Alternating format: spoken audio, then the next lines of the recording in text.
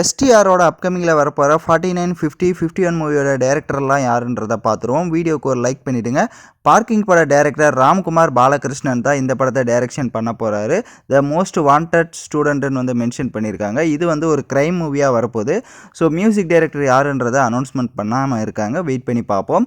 So நெக்ஸ்ட்டாக வந்துட்டு 50th movie வந்து தேசிங்கு பெரியசாமி தான் டைரக்ஷன் பண்ண போகிறாரு. இது வந்துட்டு ஒரு ஹிஸ்டாரிக்கல் மூவியாக தான் வரப்போகுது. சின்ன வயசு போஸ்டருமே ரிலீஸ் பண்ணியிருக்காங்க. பார்க்க நல்லா இருக்குது. வெயிட் பண்ணி பார்ப்போம். ஸோ அடுத்ததாக வந்துட்டு 51வது படத்துக்கு டைட்டில் வந்துட்டு காட் ஆஃப் லவ்னு வச்சுருக்காங்க. இது வந்து அஸ்வந்த் மாரிமுத்து தான் டைரக்ஷன் பண்ணுறாரு. இவர் இதுக்கு முன்னாடி ஓமை கடவுளை படத்தை வந்து டைரக்ஷன் பண்ணியிருந்தார். ஸோ அதனால் இந்த படம் வந்துட்டு ஒரு ஃபேண்டசி லவ் ஒரு காமெடி மூவியாக தான் வரப்போகுது. அதுவும் வெயிட் பண்ணி பார்ப்போம். ஸோ ஆக மொத்தத்தில் மூணுமே வந்துட்டு ஒவ்வொரு கேட்டகரியில் வந்து கொடுத்துருக்காங்க. ஒன்று க்ரைமு, இன்னொன்று ஹிஸ்டாரிக்கல், இன்னொன்று ஃபேண்டசி.